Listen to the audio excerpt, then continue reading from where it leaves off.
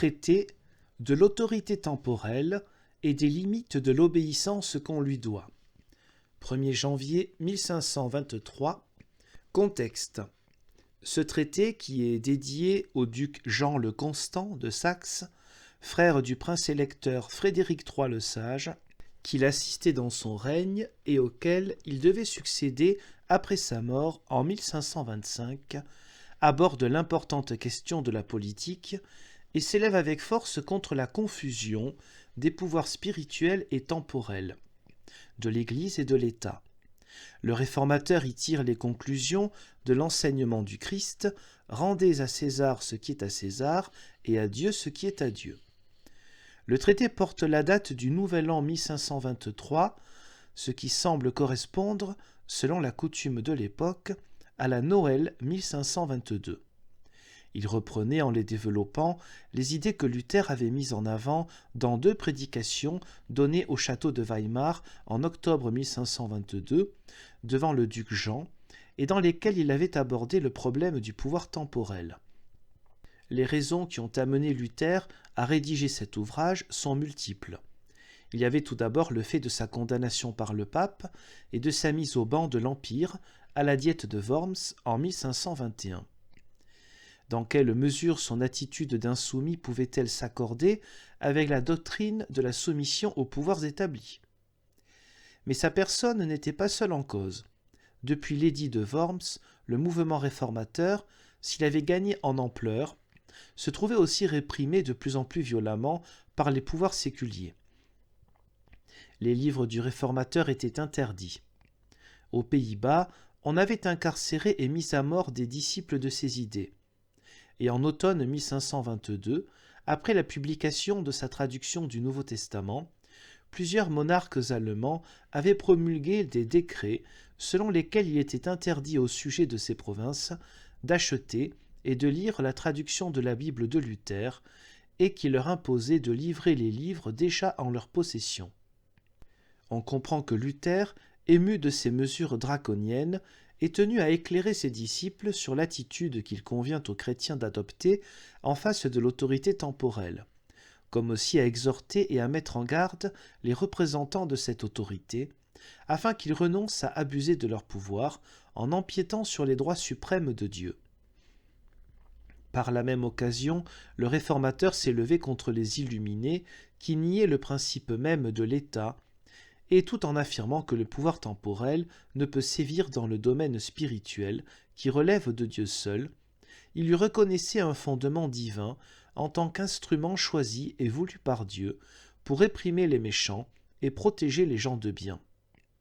Ce traité se répandit très rapidement en Allemagne, où il connut bien vite plusieurs éditions successives.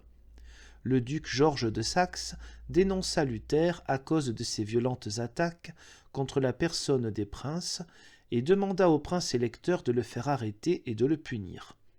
Mais ce dernier, qui avait lu cet ouvrage avec beaucoup de joie, il en aurait même fait faire et relier une copie pour l'avoir sans cesse sous les yeux, refusa de céder. De l'autorité temporelle et des limites de l'obéissance qu'on lui doit. Première partie. Au prince et seigneur sérénissime et illustre Jean, duc de Saxe, landgrave de Thuringe et margrave de Meissen, mon gracieux seigneur. Grâce et paix en Christ. La nécessité ainsi que les prières de beaucoup de personnes, et en premier lieu le désir de votre grâce princière, me contraignent, sérénissime et illustre prince et gracieux seigneur, d'écrire une nouvelle fois à propos de l'autorité temporelle et de son glaive, afin qu'on sache comment en user chrétiennement et dans quelle mesure on lui doit obéissance. Car la parole du Christ, en Matthieu 5, 39, « Tu ne résisteras pas au mal, mais tu céderas à ton adversaire, et, à celui qui te prend la tunique, tu laisseras aussi le manteau, l'inquiète. » De même, Romains 12, verset 19, « La vengeance m'appartient, dit le Seigneur, c'est moi qui rétribuerai. » Ces paroles, le prince volusien les reprochait jadis à saint Augustin, en attaquant la doctrine chrétienne, parce qu'elle permet aux méchants de faire le mal et qu'elle est incompatible avec le glaive temporel. Les sophistes dans les universités se sont heurtés aussi là contre, car ils n'ont pas pu concilier ces deux principes. Et pour ne pas condamner les princes à être des païens, ils ont enseigné qu'il ne s'agit pas là d'un commandement du Christ, mais seulement d'un conseil qui s'adresse aux parfaits. Ainsi, pour que les princes puissent continuer à exister d'une façon honorable, il a fallu faire du Christ un menteur et lui donner tort. Car ces misérables et aveugles sophistes ne savaient pas exalter les princes, ils devaient rabaisser le Christ.